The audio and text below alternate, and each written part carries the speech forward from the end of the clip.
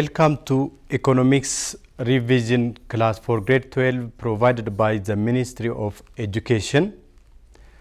This is the third revision lesson of Unit 1, which is about resource allocation. So we are going to see the resources and some basic concepts of economics, more specifically the production possibility, frontier or curve. Let's start with the resources. Resources are categorized into two, called free resources and scarce or economic resources. These free resources are resources that we are not expected to pay, or simply that we get without any cost, are called free resources. For example, sunshine is a free resource. We are not expected to pay to get the service of sunshine. And oxygen is also free resource. But this is not our concern. Our major concern is the scarce or economic resources. Scarce or economic resources are those resources that we cannot get at zero cost, or everybody is expected to make payments to get these resources, called scarce resources. And these scarce resources are broadly categorized into four, called land, labor, capital, and entrepreneurship. As a student of economics, you have to be familiar with the four economic resources called land, labor, capital, and entrepreneurship. Now let's see these scarce resources or economic resources in detail. First, land. When we say land in economics, the land that constitutes that we use for sites of buildings, the land that we see, the land that we use for a site of building is considered as land. The land that farmers use for farm production is considered as land.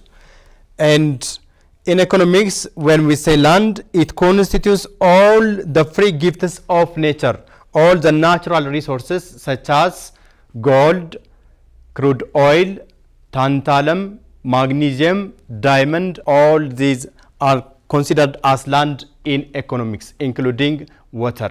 Labor. When we say labor in economics, labor constitutes both the physical and mental efforts of human beings.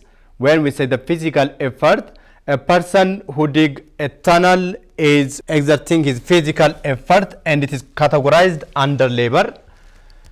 Mental efforts of human beings is also categorized under labor. For example, the service that is provided by teachers, lecturers, and the medical diagnosis that is provided by medical doctors is considered as labor in economics. The reward for the economic resource labor is called wage or salary. And the reward for the economic resource land is rent. And when we see the third economic resource, which is capital, when we say capital in economics, we are not referring the financial capital one. Rather, the machineries, buildings, equipments that are used for the production of final goods and services are considered as capital in economics. And the reward for the economic resource capital is interest. And finally, the fourth economic resource is entrepreneurship. This is a special talent of human mind to create something new. This is the resource what makes countries either rich or poor. The Americans are rich because they do have a lot of entrepreneurs, but we are poor because we do have small number of entrepreneurs. So this is very important resource for the development of every country. This entrepreneurship is a resource that combines the three economic resources called land, labor, and capital together to make profit or to make business simply. And entrepreneurs are the one who undertake the risk involved in production to make profits. Now let's see the basic concepts of economics under the basic concepts of economics, there is scarcity. Scarcity is the imbalance between human needs and wants, and this is caused by the limited resources, the limited number of resources. If there is a scarcity, there is choice. That means if there is limited resource, then it leads to choice, and if there is choice, if we are obliged to make choice, we are going to incur cost. This cost is called opportunity cost. Opportunity cost is the amount of the next best alternative that is given up or foregone while we produce a commodity. And finally, scarcity implies choice, and choice implies cost. Choice implies cost. Under this basic concept of economics, there is a law called the law of increasing opportunity cost. The law of increasing opportunity cost tells us the opportunity cost of a commodity will always increase. That means the amount of the next best alternative that is given up while we choose or produce a commodity will always increase. Simply, it tells us the opportunity cost of a commodity will always increase. Now, let's see another important or basic concept of economics called the production possibility frontier or curve. The production possibility frontier or curve is a curve that shows the various combinations of two commodities that a country can produce by employing the available resources for the production of the two commodities. There are assumptions to plot the PPC. The first assumption is full employment. When we say full employment as an assumption of plotting the production possibility curve or frontier, we are not referring the employment and unemployment rate. Rather, when we say full employment, there is efficient utilization of economic resources. That means there is no idle resource. The other precondition that must be fulfilled to plot the production possibility curve or frontier is fixed resource. That means the country is employing a fixed amount of resources in both quality and quantity. The other assumption is fixed technology. The country is producing the two commodities by employing only the available resources. And finally, we employed only two commodities. As an assumption, the country can produce only two commodities. This is for the sake of simplicity. In order to make illustration easily, we will take only two commodities. Now, let's see the production possibility frontier. Here, if suppose Ethiopia produces teff and tractor, now at combination A, if Ethiopia employs all the available resources for the production of teff only, she will not produce any amount of teff. Hence, she can produce 60 quintal of teff without producing any amount of tractor. And when Ethiopia wants to produce one more tractor, she has to reduce production of teff from 60 quintal to 50 quintal, because the resources which were used for the production of teff are diverted for the production of tractor. And when we come across from combination B to combination C, as Ethiopia wants to increase production of tractor from 1 unit to 2, then the amount of teff produced must be reduced to 30 quintal, because the resources which were used for the production of teff are used for the production of tractor. And when we come across from combination C to combination D, then as Ethiopia wants to add one more tractor, she has to reduce production of teff from 30 quintal to 0. At combination D, Ethiopia employs all the available resources for the production of tractor without producing any amount of teff. Now, the graphical presentation of the production possibility frontier is called the production possibility curve, and it shows the production possibility curve shows the various combinations of two commodities that a country can produce by employing all the available resources for the production of the two commodities only. So, at combination A, the country employs all the available resources for the production of teff only without producing any amount of tractor. At combination B, the country produces 50 quintal of teff and one tractor. And at combination C, the country produces 2 tractors with 30 quintal of teff, and at combination D, the country will not produce any amount of teff, but the country can produce 3 tractors. Now, from this production possibility frontier or curve, any point inside the PPC represents attainable but inefficient combination. That means the country can produce, but there are idle resources. The country is not employing all the available resources efficiently.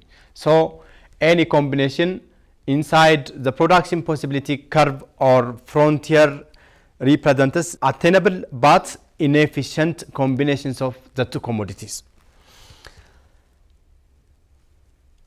Any point outside the production possibility curve represents unattainable combination. That means the country cannot produce any combination because there is no resource that is used for the production of the commodities outside the production possibility curve or frontier. So this is the unattainable combination. The country cannot produce any combination outside the production possibility curve or frontier.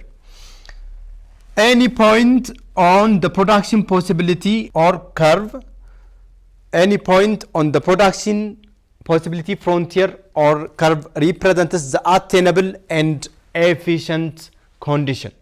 That means the country can produce, at the same time the country is efficient.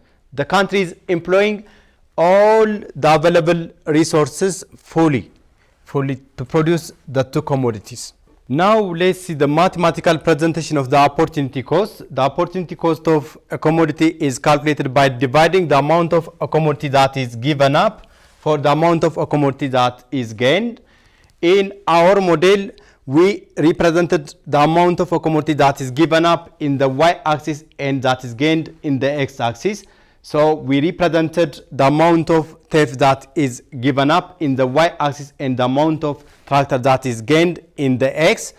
So this is calculated by dividing change in teff for the change in tractor. That means teff final minus teff initial divided by tractor final minus tractor initial. So as Ethiopia increases production of tractor from 0 to 1, if the production of teff declined from 60 quintal to 50 quintal, then let's take this 0 as tractor initial and this 1 as tractor final. Let's take this 60 as teff final and teff initial and this 50 as teff final. So when we substitute this information on this formula, the value of teff final is 50 quintal minus teff initial is 60 quintal divided by tractor final is 1 minus tractor initial is 0. And this will give us minus 10. And when we put it out of absolute value, we left with 10. So this 10 indicates that as Ethiopia increases production of tractor from 0 to 1, if the production of teff declined from 60 quintal to 50 quintal, then the opportunity cost of producing 1 tractor is losing 10 quintals of teff. Again, when we come across from combination B to combination C, as Ethiopia increases production of tractor from 1 to 2, the amount of teff production declined from 50 quintal to 30 quintal. Now let's take this 1 as tractor initial and this 2 as tractor final, and let's take this 50 as teff initial and this 30 as teff final. And when we substitute this information on this formula, the value of teff final is 30 quintal and teff initial is 50 quintal divided by tractor final is 2 minus tractor initial is 1. So we left with minus 20. When we put it out of absolute value, it is 20.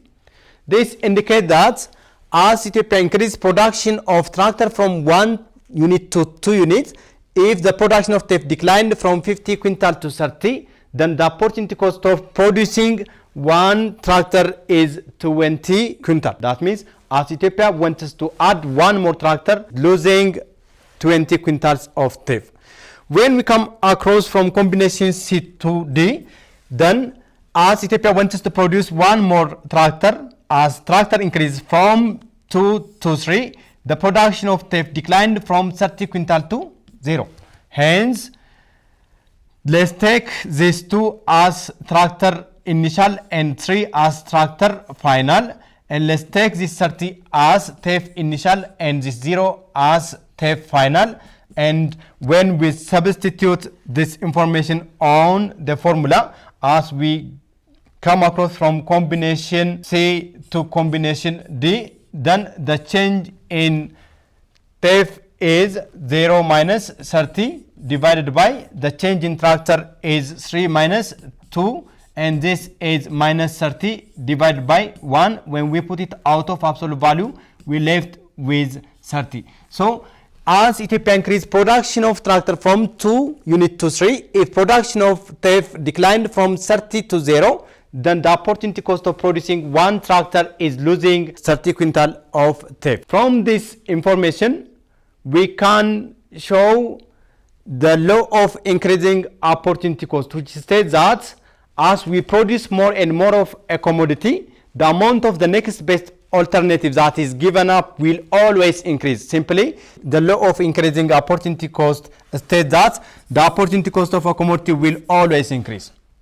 For example, from this model, the opportunity cost of producing 1 tractor when we come across from combination A to B is 10 quintal of TEF.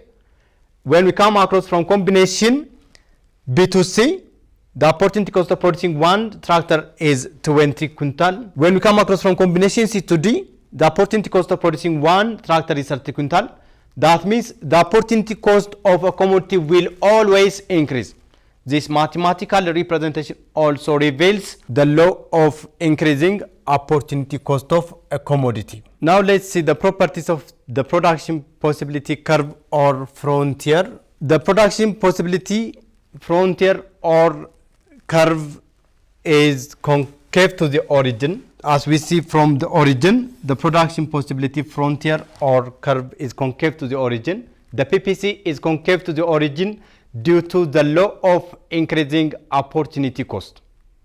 That means as we produce more and more of a commodity, the opportunity cost of a commodity will always increase. Due to this law, due to the law of increasing opportunity cost, then the production possibility curve is concave to the origin. Another property of the production possibility curve is negatively sloped, or the production possibility curve is downward sloping curve. This is due to the inverse relationship between the 2 variables that are entered in the x and y axes. That means as we increase production of one of the commodity, we are reducing production of the other, and as we reduce production of one of the commodity, we are increasing production of the other. Hence, there is an inverse relationship between the 2 commodities that are entered in the x and y axes. Hence, the production possibility curve is downward sloping or negatively sloped curve. If there is technological advancement, the production possibility curve will shift outward, and if there is backward technology, the production possibility curve will shift inward. Another important information, the opportunity cost of a commodity is the slope of the production possibility curve or frontier. Since the opportunity cost is calculated by dividing change in the amount of a commodity that is given up for the amount of a commodity that is gained, and we represented all the values of the given up on the y-axis. So change in given up means change in y divided by change in the amount of gain, which is change in x. Hence, this is the vertical difference for the horizontal difference. Then we can conclude that the opportunity cost of a commodity is the slope of the production possibility curve or frontier. This is all about the third lesson of Unit 1. Stay safe, stay home. Thank you.